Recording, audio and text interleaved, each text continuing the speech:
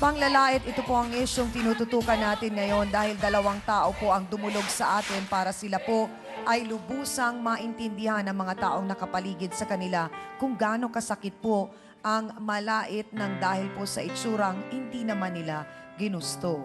So nang dahil sa nangyari, Laila, talagang hindi mo na binigyan ng pagkakataon si Mary Ann na magkausap kayo para din, kumbaga malaman mo rin yung dahilan kung bakit ganun ang ginawa niya. Hindi na po. Bakit? Tapos po yung ganun nga po, yung ginawa niya sa akin. Parang natakot ka na baka Opo. ulitin niya ulit. Opo.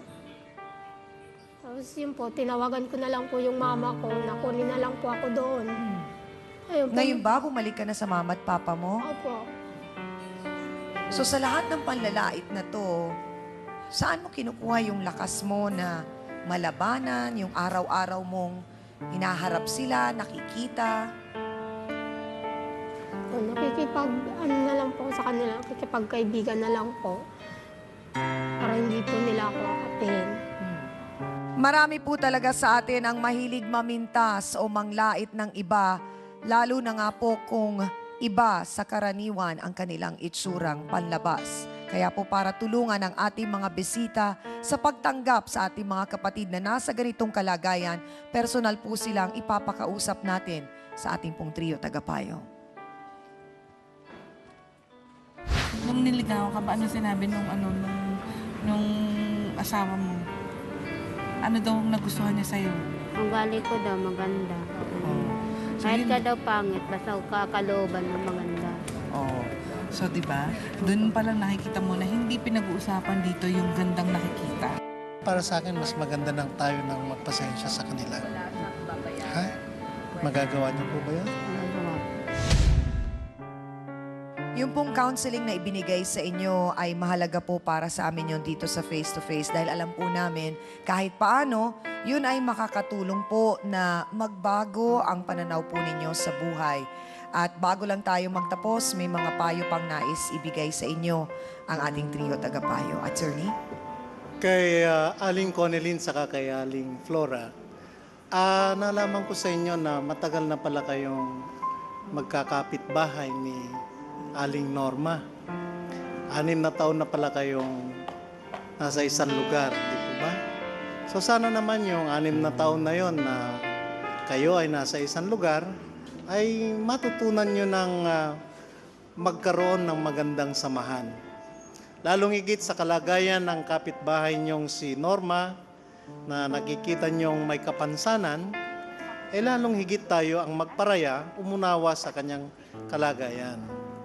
Kay Aling Norma, alam mo, hindi dapat nakaawan mo ang sarili mo kung totoo yung sinasabi mo kaninang hindi mo na lang din pinapansin yung mga parinig sa'yo, abay isang maganda at positibong pananaw sa buhay yon. Manapa, manindigan, kinakailangan, ngay maging malakas ang determinasyon na lumaban sa mundo. Gayon din kay Laila. Kung ano yung sinabi ko kay Norma, sana makuha mo rin o sana ay maipasok mo rin sa damdamin mo na hindi mo dapat kaawaan ng iyong sarili kahit ganyan ang kalagayan mo. Kay Mary Ann, hindi ka pala hindi malayo ang loob mo. O ang kalagayan mo o ang relasyon mo dito kay Laila, kamag-anak mo siya, kaya siguro mas maganda rin na ikaw ang humingi ng pasensya sa kanya at kung totoo yung sinabi mo sa akin kanina na talagang yan ay bukal sa iyong kalooban, ito ngayon ay oportunidad sa iyo. Binigyan ka ng oportunidad sa pamamagitan ng programang ito, sana naman gawin mo. Yun lang.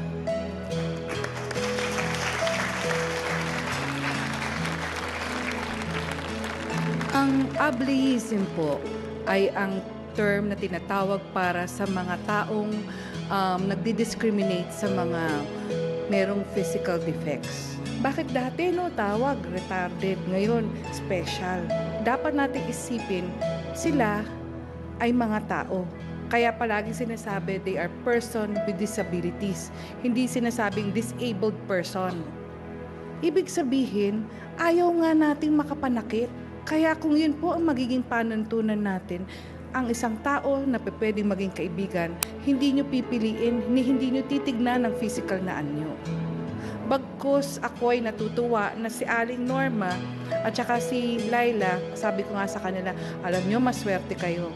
Dahil unang-una, kayo may nagmahal sa inyo. Pangalawa, kayo'y mga naging ina dahil may mga anak kayo. Pangatlo, tinataguyod nyo ang inyong mga anak para mabuhay ng tama dito sa mundong ito. So siguro maging aral sa atin na dapat lang ang isipin natin is to tame our tongues. Bagkus ito'y gamitin natin para maging komunikasyon at maging maka-reach out kayo sa mga taong katulad nila. Yun lang po.